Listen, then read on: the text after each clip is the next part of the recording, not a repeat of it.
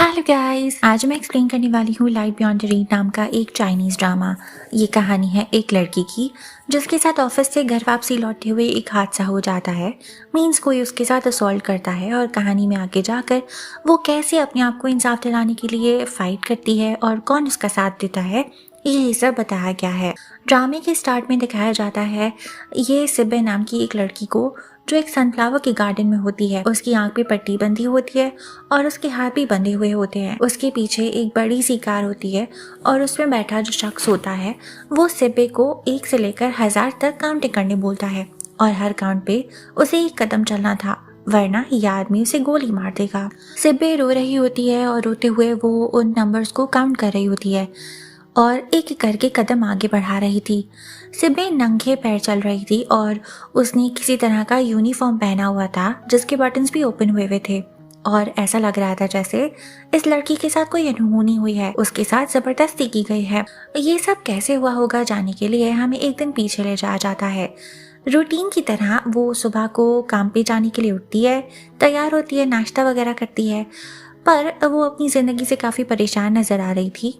उसकी टेबल पे divorce papers भी पड़े हुए थे। सिब्बे के हस्बैंड के बारे में हम आगे जाकर बात करेंगे, लेकिन फिलहाल सिब्बे एक रियल एस्टेट कंपनी में एज अकाउंटेंट जॉब करती है और बहुत अजीब सी कंपनी है ये। यहाँ स्ट्रिक्ट मॉर्निंग असेंबली होती है जैसे हमारी स्कूल में हुआ करती थी ना। यहाँ सब एम्प्लॉयज़ कुछ एक्सरसाइज वगैरह करते हैं और लगन से काम करने का प्रॉमिस करते हैं। लंच टाइम होते ही सिब्बे एक एक करके सबकी टेबल पे जाकर लंच बॉक्सेस को रखती है। जैसे ही वो अपनी सीट पर आकर बैठती है उसे अपनी माँ का फ़ोन आता है। वो बताती है कि तुम्हारा भाई न्यानवन ने हाउस लोन के लिए अप्लाई किया हुआ है क्योंकि उसकी शादी होने वाली है और उसे एक सेपरेट घर चाहिएगा, लेकिन उसके पास खास इनकम प्रूफ नहीं है जिस वजह से उसकी लोन रिजेक्ट हो जाएगी। इसलिए तुम अपने मैनेजर से बात करके अपने भाई के लिए एक फेक इनकम स्टेटमेंट बनवाकर लोन को प्रूफ करवाओ। सिब्बे को पता था ये काम गलत है और वो ऐसा करने में बिल्कुल भी कॉन्फिडेंट नहीं होती है, मगर उसके ऊपर अपनी मॉम की साइड से इतना ज़्यादा प्रेशर था कि वो अपने मैनेजर फान जियांगचंग से जाकर बात करती है फेक इनकम स्टेटमेंट बनवाने के लिए और मैनेजर फान जियांगचंग उसका काम करवा भी देता है। सिब्बे काफ़ी शुक्रगुजार होती है और बहुत थैंक यू भी करती है, लेकिन फान जियांगचंग की टोन से ऐसा लग रहा था कि उसे भी सिब्बे से इस काम के बदले कुछ चाहिए। कहीं ना कहीं सिब्बे भी समझ आती है लेकिन वो कुछ बोलती नहीं है और फान भी सिब्बे को आगे से कुछ भी नहीं बोलता क्योंकि वैसे ही सिब्बे बहुत ऑकवर्ड हो रही थी। जैसे इंट्रोवर्ट्स करते हैं ना, अपने फिंगर्स को दबाना, मुट्ठी बंद खोल करना, ठीक वैसे सिब्बे की कंपनी में उसका वही भाई जिसके लिए उसने अभी फेक इनकम स्टेटमेंट बनवाई थी, उसकी मंगेतर भी काम करती है जिसका नाम चूचू है और वो सिब्बे की बहुत अच्छी दोस्त भी है। चूचू सेल्स डिपार्टमेंट में काम करती है और हमेशा ही सिब्बे को अपने हक के लिए आवाज़ उठाने बोलती रहती है। सिब्बे की सीनियर ऑफिस से जल्दी ही निकल जाया करती है और जाने से पहले सिब्बे की डेस्क पर बहुत सारे डॉक्यूमेंट्स रख के जाती है और उसे वो जाने से पहले कंप्लीट करने बोलती है। और वो ऐसा पहली बार नहीं कर रही होती है, वो रोज़ ही ऑफिस में कोई काम नहीं करती और सब सिब्बे के लिए छोड़कर चली जाती है और सिब्बे कोई कंप्लेन भी नहीं करती क्योंकि उसे ऐसा लगता है कि वो इस जॉब के लिए डिज़र्विंग नहीं थी और मैनेजर फान जियांगचंग ने उस पर तरस खाकर उसे नौकरी दी है, इसीलिए वो जितना हो सके एक्स्ट्रा काम करती है। ऑफिस की टीवी पर एक लड़की के किडनैप हो जाने की न्यूज़ चल रही होती है और आखिरी बार उस लड़की को एक शॉर्ट स्कर्ट और रेड हील्स पहने एक वाइट कार में बैठे देखा गया था। ऑफिस में इस बात को लेकर डिस्कशन होता है। कुछ कोलीग्स विक्टिम ब्लेमिंग करते हुए लड़की के साथ जो हुआ उसका जिम्मेदार उसके कपड़ों को करार देते हैं, लेकिन चूचू बोलती है कि इससे कपड़ों का कोई लेना देना नहीं होता। चूचू असल में थोड़ी सी मॉडर्न टाइप की लड़की है और इस तरह के ख्यालात को वो बिल्कुल भी पसंद नहीं करती है, पर सिब्बे फिर भी चूचू को बोलती है कि तुम भी अब थोड़ा लंबी स्कर्ट पहना करो सेफ्टी के लिए क्योंकि शहर के हालात ठीक नहीं है। चूचू मजाक में कहती है कि मैंने ऐसे इंसिडेंट से बचने के लिए प्लानिंग की हुई है। वो हमेशा अपने साथ कॉन्डम का पैकेट रखती है कि अगर उसका सामना किसी ऐसे से हो जाए जो उसके साथ ज़बरदस्ती करने की कोशिश करे तो वो उसको ये दे देगी। ऐसा उसने कहीं ऑनलाइन पढ़ा था कि ऐसा करने से सेल्फ प्रोटेक्शन और विक्टिम ब्लेमिंग दोनों से ही बच जाएंगे। वो एक पैकेट सिब्बे की बैग में भी ज़बरदस्ती डालकर चली जाती है। अब सिब्बे के पास दोबारा से उसकी माँ का फ़ोन आता है जो खुशी खुशी सिब्बे को बताती है कि न्यानवन का लोन अप्रूव हो गया है। इसी खुशी में वो सिब्बे और उसके हस्बैंड चिन्नान को डिनर पे इनवाइट करती है। सिबे बहुत परेशान होती है क्योंकि अभी उसके और उसके हस्बैंड के बीच ये जो डिवोर्स वाली बात चल रही है वो किसी को भी पता नहीं होती। ये सिबे फिर भी बार बार अपने हस्बैंड चन्नान की चैट को ओपन करती है पर वो आगे से कुछ लिख ही नहीं पाती। हमें फ्लैशबैक से पता चलता है कि चन्नान ने जिस दिन सिबे को वो डिवोर्स पेपर्स दिए थे उस दिन सिबे ने पूछा था चन्नान से कि वो उसके साथ ये शादी क्यों खत्म करना चाहता है, जिस पर चन्नान ने बताया था कि सिबे ने खुद के लिए जीना ही छोड़ दिया है, वो बस दूसरों के प्रेशर में आकर अपनी लाइफ को गुजार रही है। वो अपने और चन्नान के रिलेशनशिप में कोई भी एफर्ट्स नहीं डाल रही। चन्नान उसे उस बल्ब की एग्जाम्पल देता है जो उनके घर में लगा हुआ है। वो खराब हो गया था तो सिबे और चन्नान ने प्लास्टिक से फ्लावर्स पेटल को बनाकर उसके इर्द गिर्द लगा दिया था जिससे वो एक फ्लावर जैसा बन गया था। जब भी उस बल्ब में से एक पेटल गिरता ये लोग उसे फिक्स कर देते, पर अब इन दोनों ने ही उसको फिक्स करना छोड़ दिया है और ये असल में उनके रिलेशनशिप की तरह ही है जिसमें इन लोगों ने अब एफर्ट्स डालना छोड़ दिए हैं। ऑफिस में सिबे का जो बैग होता है वो अचानक से जमीन में घिस जाता है और उसके अंदर से सारा सामान बाहर आ जाता है, इंक्लूडिंग दैट कॉन्डम जो चूचू ने उसके बैग में रखा था। ये सब वहाँ पे काम करने वाली एक औरत भी देख लेती है और वो सिब्बे की हेल्प करने की कोशिश करती है पर सिब्बे उसे मना कर देती है। ऑफिस में अब फान जियांगजंग सभी एम्प्लॉयज़ को बताता है कि ये सब एक बहुत बड़े क्लाइंट मिस्टर जाओ के साथ एक डिनर पार्टी में जा रहे हैं। सभी की अटेंडेंस कंपलसरी है। पहले हर रोज सिब्बे को उसका पति चन्नान ऑफिस से पिक करने आया करता था, लेकिन जैसा कि अब उनका डिवोर्स होने वाला है सिब्बे ने सोचा उसे मैसेज करके बता देती हूँ कि मैं डिनर पे जा रही हूँ, लेकिन फिर उसको याद आ गया कि चन्नान तो उसे छोड़कर चला गया है। हमें चन्नान को भी दिखाते हैं जो कि एक मैकेनिक है, ये गैराज उसी का है। बाहर बहुत तेज बारिश हो रही होती है और उसे सिब्बे का ख्याल आता है पर वो अपने आप को कंट्रोल करता है और सिब्बे को पिक करने नहीं जाता। खैर सिब्बे और बाकी सभी ऑफिस कोलीग्स अब उस क्लाइंट से मिलने आते हैं एक होटल में, और जो प्राइवेट स्पेसेस होते हैं होटल्स में जहाँ पर आप मीटिंग कर सकते हो। तो सिब्बे उस जगह पे बैठी होती है, राउंड टेबल होता है और सिब्बे उस वहाँ पर अपना जो है वो फ़ोन ही बार बार चेक कर रही होती है। उसे चन्नान के मैसेज का वेट होता है, लेकिन तभी क्लाइंट मिस्टर अजांग को लगता है कि सिब्बे का ध्यान यहाँ है ही नहीं और वो इसे डिसरिस्पेक्ट समझता है। फान जियांगजंग क्लाइंट को समझाता भी है कि ऐसी कोई बात नहीं है सर, लेकिन अजांग बोलता है कि वो तभी ही मानेगा जब सिब्बे उसके साथ ड्रिंक करेगी। लीकर बहुत स्ट्रांग होती है और यूजुअली सिब्बे ऐसी ड्रिंक्स नहीं करती, लेकिन इस डर से कि कहीं उसने मना कर दिया और इसकी कंपनी के हाथ से ये डील चली गई तो उसकी जॉब के लिए मसला होगा, इसीलिए सिब्बे को 4 कप्स वाइन पीना पड़ जाती है। सिब्बे को वाइन चढ़ गई होती है और उसके इमोशंस कंट्रोल में नहीं होते। वो रेस्टरूम में जाती है और तभी उसे उसकी माँ का दोबारा से फ़ोन आता है। सिब्बे डिनर पे घर नहीं गई थी, इसलिए उसकी माँ खाना देने के लिए खुद उसके घर चली गई थी और वहाँ उसने डिवोर्स पेपर्स पढ़े देख लिए। सिब्बे की माँ के पास उसके घर की चाबी भी थी।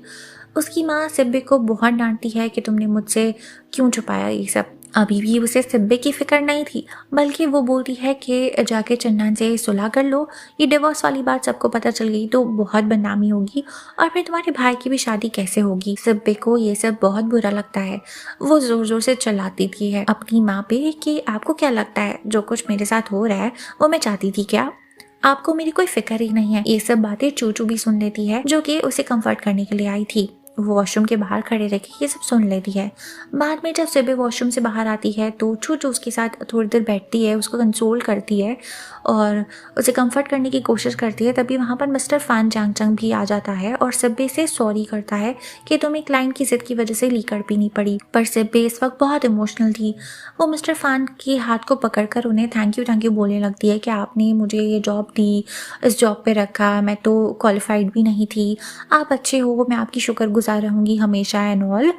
इसके बाद सभी लोग वापस उस रूम में चले जाते हैं जहां बाकी कुलीग्स वगैरह और क्लाइंट मिस्टर जांग बैठे हुए थे और ये सभी वापस से ड्रिंक करने लगते हैं और सिब्बे भी पी रही थी, जबकि चूचू उसे रोकती है और वो भी उसकी जगह ड्रिंक करती है ताकि सिब्बे को ना पीना पड़ जाए। अब सब जो है वो घर जा रहे होते हैं। इस पार्टी से घर जब जा रही होती है सिब्बे, तभी उसके साथ ये घटना हो गई थी जिसके बारे में मैंने शुरू में बताया था कि सिब्बे को कोई आदमी 1 से 1000 तक काउंटिंग करने बोलता है और अब तक सुबह हो गई होती है। सिब्बे ने आँख से पट्टी हटा दी थी, वहाँ से वो गाड़ी भी गायब हो चुकी थी जो सिब्बे के पीछे खड़ी हुई थी।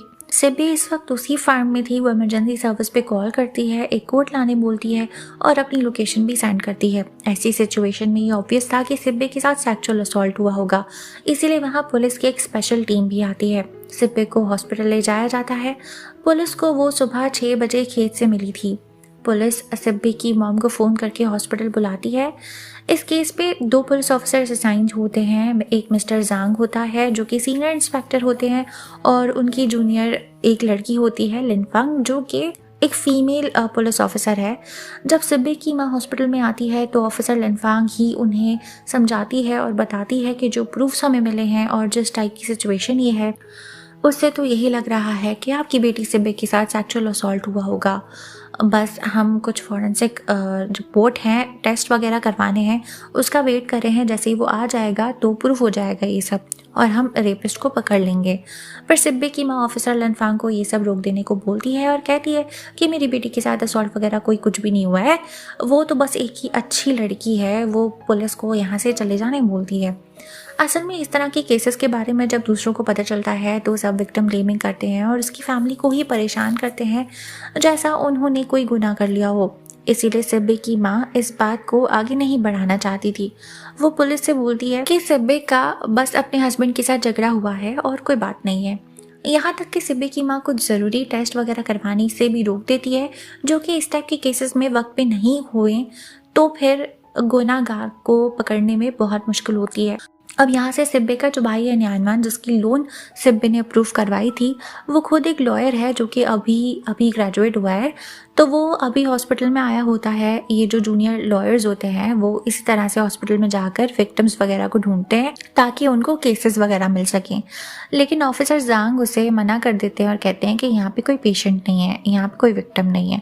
और सिब्बी जो कि कमरे में होती है वो बहुत ही इमोशनल हुई होती है और वो अपने भाई को देख लेती है और दरवाज़ा खोलने की कोशिश भी करती है, लेकिन उसकी जो माँ होती है वो उसे रोक देती है और उसका मुंह बंद कर देती है। मतलब उसको टाइट से पकड़ लेती है, उसको रोक देती है कुछ भी बोलने से।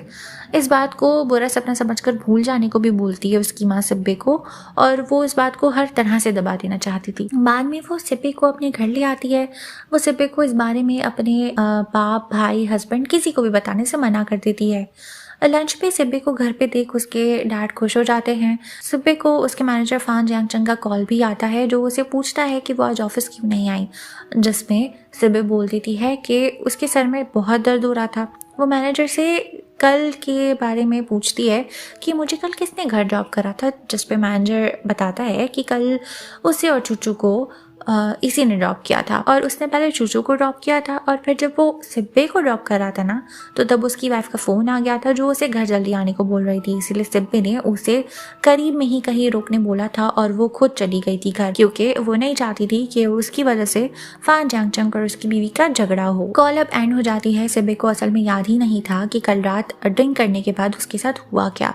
वो मोस्ट ऑफ द चीज़ें भूल चुकी होती है। उसे ये भी नहीं पता कि उसके साथ ये सब किसने करा। सिब्बी का भाई न्यानमन भी अब घर आ जाता है, वही लॉयर भाई, जहाँ लंच के दौरान सिब्बी उसे पूछती है कि तुम कहाँ गए थे, जिस पर न्यानमन बताता है कि मैं हॉस्पिटल गया था केस ढूंढने के लिए, क्योंकि मुझे खबर मिली थी कि सेक्सुअल असॉल्ट का केस आया हुआ है, तो इसीलिए मैं वहाँ चला गया विक्टिम से मिलने। शायद मुझे वो लोग ये केस दे दें, लेकिन वो लोग केस नहीं करना चाहते थे शायद। यहाँ सिब्बी की ही बात हो रही थी पर न्यानमन ने इनको नहीं देखा था।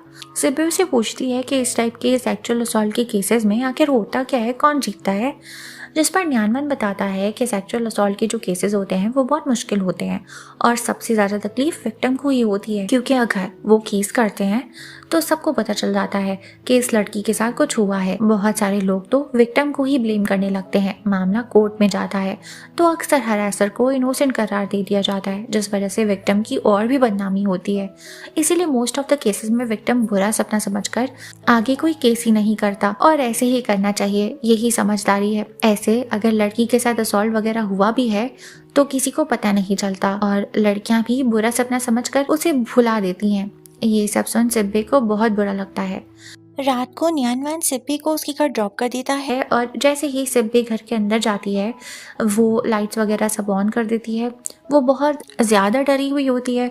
जिसके साथ ऐसा हादसा हुआ हो और गुनहगार आज़ाद घूम रहा हो, वो सुकून में कैसे ही होगा। सिब्बी के लिए ये सब एक बहुत ही ट्रॉमेटाइजिंग मेमोरी बन गई थी। अब जिन पुलिस ऑफिसर्स को दिखाया था उनमें से जो सीनियर है मिस्टर जांग, वो सेम एरिया में ही रहता है, तो वो अपनी कार रिपेयर करवाने के लिए चन्नान की शॉप पे जाता है, जो कि सिब्बे का हस्बैंड है। मिस्टर जांग को चन्नान से बात करके रियलाइज होता है कि इसे तो गाड़ियों के मामले में बहुत नॉलेज है। वो चन्नान को टायर के निशान दिखाता है जो उन्हें क्राइम सीन से मिले थे। ये उसी शख्स की कार के टायर के मार्क्स थे जिसने सिब्बे के साथ असॉल्ट किया था। चन्नान बताता है कि ये एक लिमिटेड एडिशन की लग्जरी कार है और इसके टायर्स जो है वो कॉमनली अवेलेबल नहीं होते हैं। 1 या 2 कार्स ही होंगी सिटी में जो ऐसी होंगी। मिस्टर जांग के जाने के बाद चन्नान से मिलने के लिए गैराज में सिब्बे की माँ आती है। वो चन्नान के लिए खाना लाई होती है और बोलती है कि ये घर ले जाना, तुम्हारे और सिब्बे के लिए बनाया है। वो चन्नान को बोलती है कि मुझे पता चल गया है कि तुम्हारे और सिब्बे के बीच शायद कुछ मसले चल रहे हैं, लेकिन वो बहुत अच्छी लड़की है। और वो चन्नान को सिब्बे के साथ बच्चे कर लेने का भी सजेशन देती है ताकि उनका रिलेशनशिप मजबूत हो जाए। चन्नान पूरा वक्त खामोशी रहता है, ज़्यादा कुछ बोलता नहीं है और सिब्बे की माँ को बहुत ही रिस्पेक्ट के साथ डील करता है। उनके चले जाने के बाद सीन सिब्बे पे शिफ्ट होता है। अब सिब्बे के साथ जो हादसा हुआ वो ऑफिस से घर लौटते वक्त हुआ। इसी वजह से सिब्बे ऑफिस को लेकर भी काफ़ी ज़्यादा ट्रॉमेटाइज्ड हो गई है। यहाँ तक कि वो यूनिफॉर्म को पहनकर भी नहीं जाती, क्योंकि जब उसके साथ ये सब कुछ हुआ था तो उसने ऑफिस का यूनिफॉर्म ही पहन रखा था। ऐसे में वो दोबारा उन मेमोरीज़ को याद नहीं करना चाहती, इसलिए वो हर चीज़ को अवॉइड करेगी जिससे उसे इस चीज़ का ट्रॉमा हो या उस चीज़ की याद आए। यूनिफॉर्म ना पहनने की वजह से फान जियांगचंग सिब्बे को डांटता भी है, कहता भी है कि तुम यूनिफॉर्म क्यों नहीं पहन कर आई, तुम्हें पता भी है इस कंपनी में यूनिफॉर्म पहनना कितना ज़्यादा ज़रूरी है। जिस पे सिब्बे बोलती है, मतलब बहाना बना रही थी कि यूनिफॉर्म ख़राब हो गया था, मेरे पास दूसरा यूनिफॉर्म नहीं था, इसलिए मैं ये कपड़े पहन कर आ गई। जिसके बाद उसे आज के दिन बिना यूनिफॉर्म के अपने नॉर्मल कपड़ों में काम करने की परमिशन मिल जाती है। उसकी वही वाली सीनियर जो हमेशा खुद चली जाती है जल्दी और अपना बचा हुआ काम सिब्बे को दे जाती है, आज भी क्लियरली ऑफिस टाइमिंग्स के दौरान उसे सोते हुए दिखाया गया था। और अब जैसे ही उसके जाने का टाइम हो गया वो अपना सारा काम सिब्बे के डेस्क पर रख देती है। आज सिब्बे भी मना कर देती है, बोलती है कि उसे अंधेरा होने से पहले घर जाना है, वो लेट सेटिंग करके इसका काम नहीं कर सकती। लेकिन ये सीनियर सिब्बे पे प्रेशर डालकर बोलती है कि उसको ये काम तो करना ही पड़ेगा और मज़े से खुद निकल जाती है। पर सिब्बे भी अब किसी का एक्स्ट्रा काम करने के मूड में नहीं थी। वो इस सीनियर का सारा सामान उठाकर वापस उसी के डेस्क पर रख देती है और घर चली जाती है। यहीं पर मैं इस एक्सप्लेनेशन के पार्ट 1 को एंड कर रही हूँ, जिसमें एपिसोड 1 और 2 पूरी तरह से कंप्लीट हो चुका है। अभी बहुत कुछ देखना बाकी है। पहले तो ये कि सिब्बे के साथ ये सब करा किसने। जब सिब्बे के हस्बैंड चन्नान को इस बात के बारे में पता चलेगा तो क्या वो सिब्बे से भी दूर हो जाएगा या उसकी हेल्प करेगा? क्या सिब्बे इस केस को रिपोर्ट करेगी या हमेशा के लिए हार मान लेगी? अगर आपको स्टोरी पसंद आई हो तो कमेंट्स में मुझे ज़रूर बताना गाइस। आई नो आप लोगों को यही लगता है कि हम ड्रामा एक्सप्लेनेशन शुरू करते तो हैं पर ख़त्म नहीं करते, लेकिन आई प्रॉमिस अगर वीडियो पे अच्छी एंगेजमेंट आती है तो मैं नेक्स्ट पार्ट भी ज़रूर बनाऊंगी और वीडियो कंप्लीट करूंगी। Thank you, good bye.